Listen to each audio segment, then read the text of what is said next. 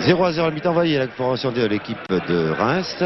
Coste donc joue porte numéro 9 avançante, alors que Aimant, lui, a le numéro 11. Il est en principe ailier gauche, mais il termine souvent avec Santa Maria qui est le numéro 7. 0-0, je vous l'ai dit, à la mi-temps, mais pourtant il y a eu de nombreuses occasions de part et d'autre dans ce match qui est très important. Voilà, le coup d'envoi est donné par l'habit de M. Conrad.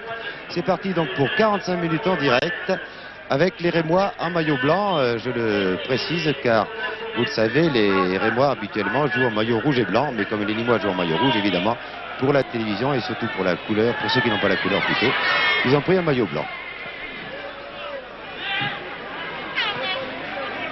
Et bon, qui en est à son deuxième match, alors qu'il y a eu un changement dans cette équipe. Je pense que Coste, oui voilà, je viens de voir le numéro 13 qui est Polagnoc.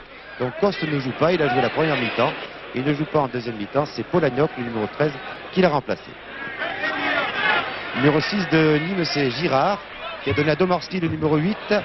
Alors que dans cette ligne d'attaque, vous remarquerez Gamou, le numéro 10, enfin le milieu de terrain. C'est un Algérien, il est vraiment très très fort. Le numéro 9, l'avant-centre Lozano, c'est lui qui a remplacé Marguerite, blessé. Voici Lozano qui pénètre dans la surface de séparation, qui est arrêté par Durand. Et les Rémois en mettant se dégager. La balle à Chalère, le numéro 10. Garceran, numéro 3 à l'arrière gauche. Et un dégagement de Durand n'importe où par-dessus le toit des tribunes.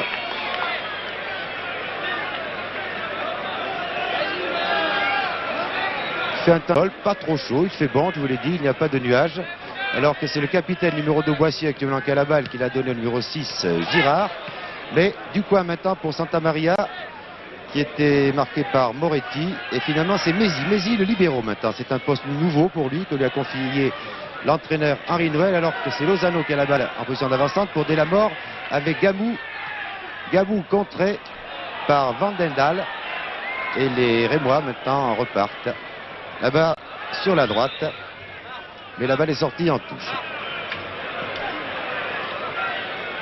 Kabil, l'arrière gauche. Il va bientôt avoir 40 ans, mais oui. Il joue en 3e division, mais Henri Noël a fait appel à lui à nouveau. Une tête là, du numéro 7 Dussault, mais ce n'était pas très dangereux. Garceran, l'arrière gauche.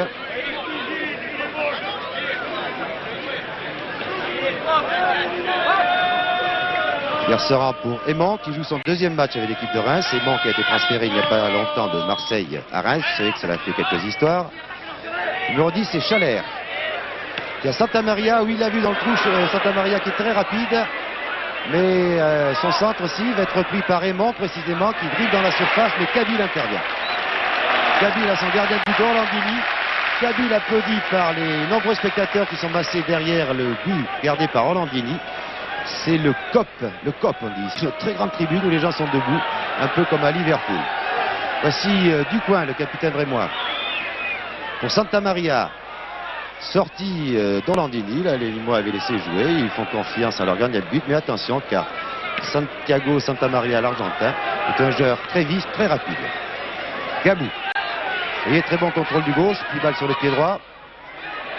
On va sans doute tirer ou chercher Domarski. Il tentait le 1 de Domarski, mais une faute, précisément du numéro 13, Polagnoc, celui qui a remplacé Coste. Alors là, un coup franc, presque de face, juste à la limite des 16 mètres. Alors que le public, bien entendu, réclame un but, car vous le savez, ce match est vraiment décisif pour les deux équipes. Nîmes et Reims qui sont 16e ex-aequo, avec un point d'avance seulement sur les 18e. Qui va tirer ce coup franc? Je pense que c'est Moretti, le numéro 4. On a que ce soit Domarski. Moretti, le stopper, il porte numéro 4, Domarski numéro 8. Et finalement, c'est Delamore. Dans le mur. Moretti. Un retrait pour Girard, un tir nettement au-dessus. Les deux équipes ont pratiqué un très bon football en première mi-temps. On est un peu surpris car elles sont dans le bas du tableau. Mais vous le savez, à part les 3 ou 4 premières équipes, je pense, et Rouen, qui est malheureusement dernier, est déjà en 2e division, qui descendra en 2e division. Les autres équipes se valent dans l'ensemble. Girard pour Dussault.